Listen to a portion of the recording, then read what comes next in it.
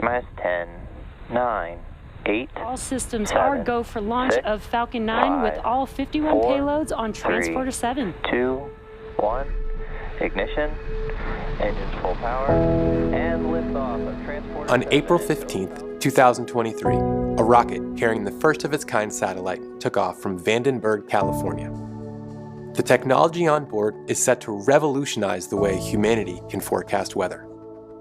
And like any good space odyssey, this one started in a bar in Cambridge, Massachusetts.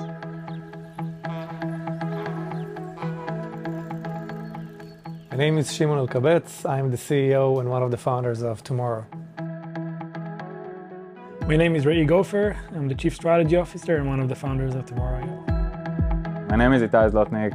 My role is Chief Customer Officer and one of the co-founders.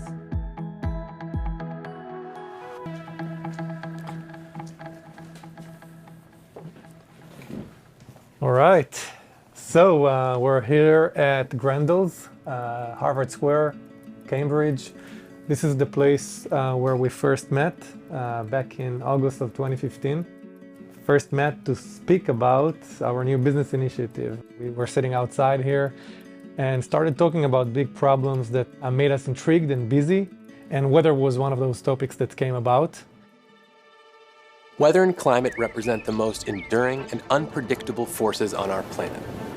From a gentle breeze to a raging storm, the daily weather is like a symphony of elements, each playing their part in shaping the climate. Climate, on the other hand, is the slow-moving giant, progressively carving the land and molding the lives of those who call it home. Thriving in a world governed by weather and climate requires a deep understanding and ability to predict those powerful forces. But forecasting is a complex and ever-evolving field, a challenge that the group had experienced firsthand. The problem was very big for me on a personal level from the military service, in and outside of the cockpit. I lost friends due to weather-related accidents, and I think that with the right information, those accidents could have been prevented. But the information wasn't enough. It was also how to provide that information in an actionable way in the right time. I was officer in one of the best elite commando units in the world. We have the best technology, the best innovations out there, unlimited budget, but always when it came to weather briefing, it was complex, passive, not actionable, and a lot of maybes. The challenge was clear. Having just moved to Boston with entrepreneurial ambitions in tow, Shimon, Rai, and Itai were determined to tackle an issue that would make a lasting impact on the world. And despite having no experience in the weather industry, they were unfazed. We started from a business problem. We were military officers. We came here to Boston to do our masters, and we knew the problem of weather and how it's impacting organizations. Pretty much first week of school, we were like, okay, we need to start a company. We had a few ideas, and weather was kind of at the final list. And then we said, let's think about it and decide. And Itai and I both took the red line back to Boston, where we both lived at the time. And by the time we got there, which was like 10 minutes later, he texts us and says, this weather thing seems like the biggest of all, and it has a lot of meat on it, let's just roll with that. And so we really knew very little about it, which was, I guess, quite insane from our perspective to get into it. 3 people with a slide deck. We're not going to get into any of these big items. We're going to somehow miraculously, move the needle in a different way. It took us about a year to be able to clearly articulate what it is we're trying to solve. We want to build the largest weather and climate technology company out there. Why? Because climate change is going to make it more and more needed. The industry sucks, and the technology is led by government agencies, and we can't know of any other technology domain that is still led by government agencies. Building the world's largest private weather and climate technology company is a monumental task, one that had never been done before. To fully grasp the challenges involved, you must first understand the intricacies of weather forecasting. A weather forecast is a result of 3 components: sensors that provide observations, that you assimilate into models, that you process on computing power. The output of those models is the forecast. Each of these components involves complexity and sophistication. Sensors collect local weather observations, and their precise placement and calibration directly impact the forecast's accuracy and reliability. Models analyze this data to generate predictions, constantly adapting to ever-changing weather patterns. And the immense computing power needed to process this information cannot be underestimated. It's a process that dates back to ancient times, when civilizations used observations of the sky and natural phenomena to predict weather patterns. Over time, technology and scientific understanding have advanced, allowing for more accurate predictions and warning systems. But despite significant progress, experts like Ginger Z, ABC's news chief meteorologist, see continued opportunity for improvement. Even in the 20+ years that I've been studying forecasting and meteorology, we have seen incredible advances, both with technology and our understanding of our planet and our atmosphere. So there are still challenges, and I would say that 3 to 5 days out, we're really, really good. What would help and make us even better and start to be able to be more fine-tuned, say a week out, would be observation. We lack a lot of observation. From ground-based stations and weather balloons to aircraft, radar, and satellites, weather observations are gathered from various sources. Given their range, satellites provide the most accurate and frequent observations.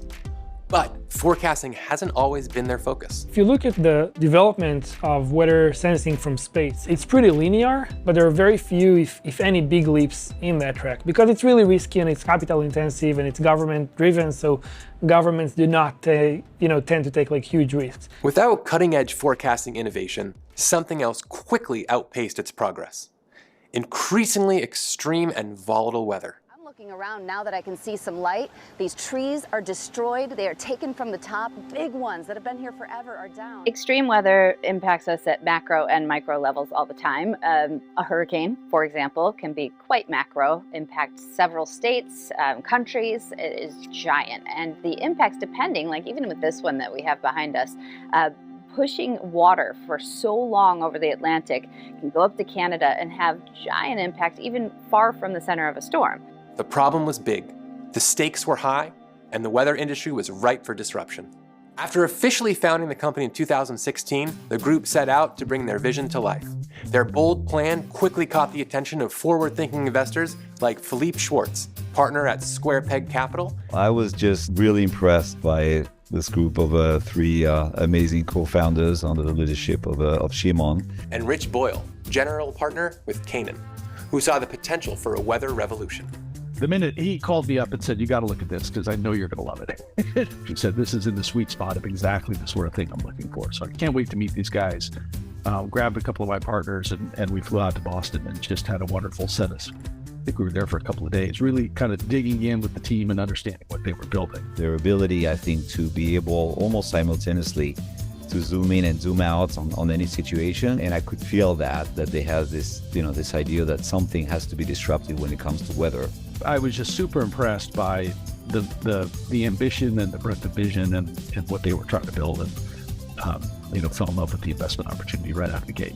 Armed with support and funds, the group spent the next 4 years building technology that would revolutionize the way the world thinks about weather. We are working to become the biggest weather company in the world. The fact that they have been rolling out this idea as a real pragmatic, value-generating, revenue-generating activity is tremendous. Not only more reliable, it is also ground-level picture. We're measuring different parameters. We're measuring energy levels and other stuff. We know street by street what is happening, and we refresh the data every minute. Chairwoman Johnson and members of the committee, thank you for inviting me to testify before you today. We started off with bushfires in Australia. We've had wildfires in the US, flooding in China. In a situation like this, I'm wondering how your company and your technology can help. Rather than forecasting a 40% chance of rain for a broad region, they aim to provide everyone in the world, from individuals and businesses to governments and even entire countries, with the actionable, hyper-local weather information needed to make the most informed decisions possible. The resulting output was technology the world had never seen before: weather intelligence.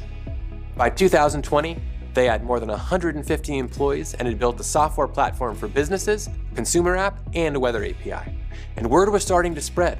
They had hundreds of customers and were making real impacts. Shipt mainly uses Tomorrow.io to help us understand what the limitations of our operation might be on any given day, for any given hour, in any given city.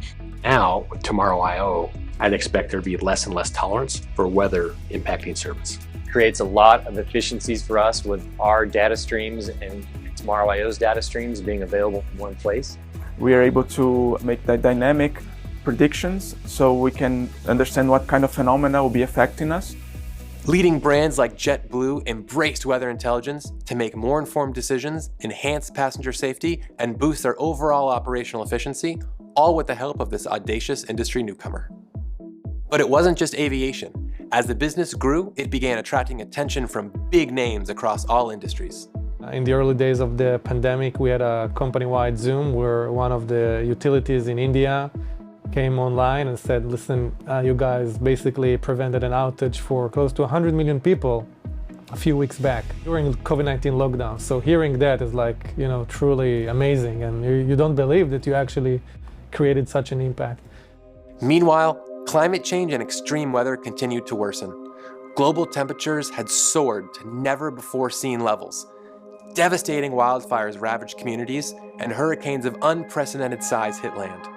The result was a record-breaking $22 billion weather and climate disasters in 2020 alone. Scalable climate adaptation was now an imperative. This is the new reality. It's already happening. We already have more hurricanes than ever, every year. We already have so many disasters, and businesses already struggle. And if we don't put systems in place today, this afternoon, not in a decade or two, then the damages we're seeing is, it's just the beginning. It's going to be really, really, really impactful for the world. Through hyperlocal global monitoring, groundbreaking predictive insights, and automated alerts, weather intelligence was paving the way for scalable climate adaptation. But rather than simply celebrating their progress and scaling their groundbreaking technology, this group of industry outsiders stayed focused on the original problem at hand. As we kind of evolved, we realized that the biggest gap and the biggest blocker to completely change the paradigm is related to the sensing. And specifically, we learned that the most important sensor for real-time data and for forecast is weather radar. About 5 billion people live outside of radar coverage, and the oceans are not covered. You heard that right. Weather radar, the critical observation component of the forecast, only exists for a fraction of the globe. And if you're one of the 5 billion people who live outside of radar coverage, this means you lack basic forecasting of any kind. So, what had the weather industry been doing about this critical gap? We don't have a whole lot of ideas. We have satellite, we have a couple of buoys here and there, sometimes some ships once in a while, but I see a future where we could get really, really fine-tuned and see the cross-section of our atmosphere beautifully as an input. That is going to make the output, once that weather trends and the jet moves, so much better. Better sensing was the answer, but there was one catch. If you told us at some point you're going to work on your own space constellation that will support your business model, I think we need to drink something and say again. In the summer of 2020, we came to the board and we said, we've been researching this under the radar and we feel ready. And we know that you invested in a software-only business, but we think we should go to space, and here's the plan. I remember looking at it, and it was on Zoom because it was COVID, but I looked at everybody's faces and I asked Itai, what do you think, how do you think they accepted it? Because from my standpoint, they're going to think we're crazy. And because they seem quite excited about it, which was, it was quite surreal, insane. I don't know what word you want to choose for that. But in order to truly create value for the customer via business insight or very accurate forecast or automation, it doesn't really matter, you have to make sure that the data that you rely on is accurate. And for us, the accuracy was a constant challenge because we don't just use our own data. We run our own models and we use we use a combination of sources. But eventually, when you want to serve someone in the middle of the ocean or in Latin America or in Africa, there is a physical problem, something that SAS only cannot solve. So over time, we try to solve it in all kinds of ways and techniques. And what led us eventually to, okay, space is let's see if we can find someone, a partner, to help us do that. And Ray was the one to work on it. almost alone at the beginning to just, find the right path. And the closest moment to a one moment of aha was when we said, there's actually some piece of technology that can make it affordable. That was the moment we were like, okay, people raised $300 million for a dog walking app. It's nice, I have a dog myself, but if we can solve this problem in less money, this is huge. So it was decided. The team had a vision, one that not even the world's largest space agencies had undertaken. Now it was time to execute. For that, they needed someone who not only had the expertise, but also had the determination to lead a mission of weather industry outsiders into space. And that person was John Springman. Welcome to our Bourne office. This is one of our two kind of space and sensors offices, and this is where we develop the kind of key technology within our radar. This is where the concept originally got started for the core technology that's within our precipitation monitoring satellites. So come on in. Yeah, so overall goals are to really ultimately improve weather forecasts, to improve our downstream weather intelligence. Forecasts, it's really mathematical models, but what's super critical is also the data inputs to them, the measurements that we're making. So ARENA is the digital backend for the radars. Now radars, how they work is they transmit RF pulses, those bounce off whatever the target is, and then the ARENA receives them as well. So ARENA itself does kind of the low-level, say, pulse creation for the signals that get transmitted, and then also received, and also does all the processing for how to interpret that data. I think my initial reaction was actually surprise at like the level of the problem. Like I said, living in the States, we somewhat take weather forecasting for granted, I think. Like literally right now, we don't know if it's raining in a lot of places in the world. And to me, I was kind of puzzled by that. I was like, oh, that doesn't seem like it should be a problem anymore. So we build most of our hardware, or a lot of our hardware in-house. Even for things that we order out of house, there's a lot of assembly and testing that needs to happen. So yeah, this is our lab space. Kind of your classic hardware shop. We do everything from lower level component testing to you see some of the bigger boxes and stuff on the benches. Those are higher levels of assembly. So I joined the company middle of 2020. At the time it was just a concept. It was Ray, one of our government business development leads, Joe. It was an objective. It was a plan. It was a thought. It's like, okay, how do we actually make this happen? Over the next 2 years, John recruited a team of more than 40 engineers hailing from various corners of the space community to embark on a groundbreaking mission, building the world's first commercial weather radar satellite constellation. They'd start with 2 Pathfinders designed to test and validate the new technology, and then ultimately launch a constellation of more than 20 satellites. The constellation would be equipped with various types of sensors designed to collect multiple direct measurements with near real-time refresh rates, covering the entire global population, including the oceans and seas. Why are people building satellites, right? The fact that we were a SaaS company, are a SaaS company, there's a very tangible problem we're trying to solve, right? We have customers on our weather intelligence platform already. They have specific needs. How do we solve those needs? How do we make them better? How do we make the product better? The goal is to have hourly revisit rate. And so what revisit rate means is for any location on the Earth, how often is the satellite flying over this spot? And then when and where it's raining, we can use the radar measurements to fully characterize that precipitation. So I'm super excited for the data coming down and the first time, right? The launch is obviously a phenomenal event.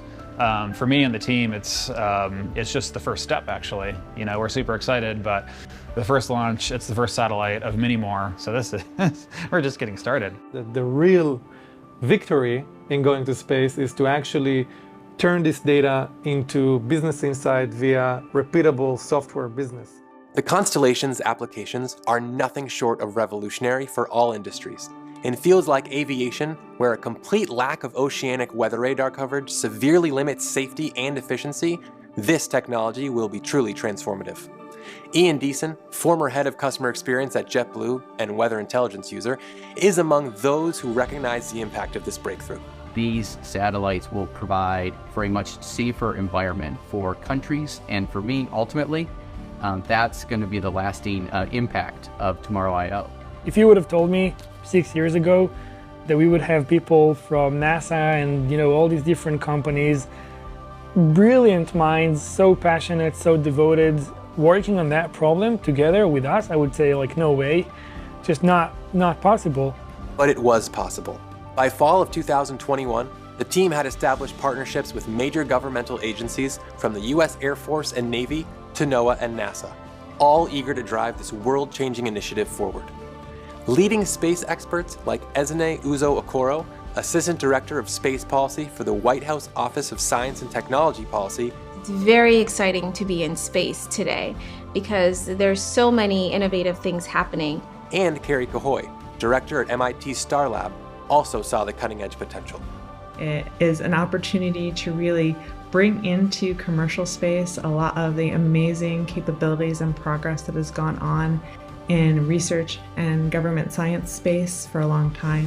What we see today is a seismic shift in the number of commercial companies that are not only creating technologies for space, but are also setting visions for space. By spring of 2023, the vision dreamed up in the basement of a bar just 6 years ago was finally becoming a reality.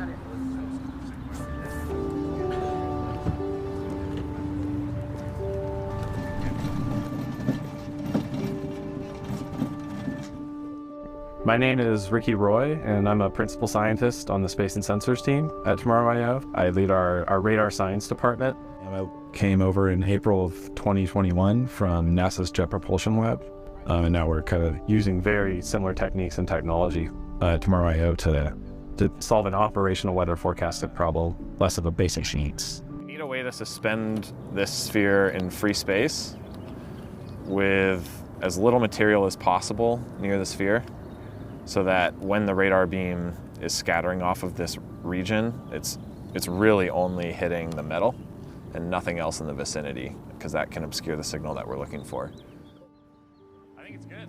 Right now we're just preparing the radar to get ready to transmit and try and illuminate the sphere that we think we've roughly centered the beam on using a contextual camera that you can actually see on the front of the spacecraft. But to fine-tune the alignment, we actually need to use the radar signal itself. So we're just preparing to transmit pulses out of the radar, effectively turning the instrument on. I'm very excited just to deploy the 5th and the 6th cloud and precipitation radar that's ever been deployed in space, which is going to be this one and the one that's currently down at Vandenberg Air Force Base. Just demonstrating those capabilities will go a long way to prove the overall capabilities of our space program and really our technical capabilities. Because at the end of the day, we need to convince both customers, but also the scientific community, that the quality of the observations we're bringing down are just as good as what's been done before in NASA missions. The majority of the challenges in the payload and spacecraft development have been kind of the demandingness of the schedule. Because we're not NASA, we're basically a startup trying to do space within what is referred to as the new space paradigm, which is light and fast and maybe a little more tolerance for risk. We had to be very thoughtful about just what is the fastest way to get this solved. TR-1 still faced massive challenges ahead. Even after passing ground tests, it still had to withstand a successful launch into space, endure the harsh conditions of the cosmos, and demonstrate that it would measure precipitation with the high accuracy that the team set out to achieve. So this is really phase one of a really massive undertaking at Tomorrow.io in our space program, which is eventually to deploy these very exotic, wide swath scanning precipitation radars. And that will be the first in a series of satellites to fill out a constellation of wide swath precipitation mapping radar satellites that will give a pretty large field of view below the spacecraft of all of the precipitation with very high detail in three-dimensional space. With unwavering determination, they prepared to defy industry expectations, challenging the limits of possibility and ushering in a new paradigm of weather and climate prediction. It's a company that has a true impact, has a potential for true impact, and I think that's as motivating as it can be. It's really exciting. It's just really exciting that we've got the right people at Tomorrow.io to take on a challenge like that and get there. It's not us, it's not the three of us. It's really us asking the questions and enabling that, right? Bringing in the capital and bringing in the culture but the team that's working on it, we're very proud to be able to work with these people and have them on the team because they really are the best and brightest in these fields on Earth. 3, 2, 1, ignition, engines full power, and liftoff of Transporter 7. I think if we really do our job well, we'll close a gap that exists for 70 plus years and really sets two different groups of people, those who have access to life-saving weather and climate information and the majority who do not. The one thing that this kept me going, and I think we all share the same thing, is like customers, which is the appreciation, the trust. And the best quote I think I got was, "I love your product, it's the best out there, but I love even more your mission and the vision and what you're going to do." We chose a very big problem and very meaningful problem that if we're successful, everyone in the world is going to benefit from what we're doing. Tomorrow, R1 separation confirmed.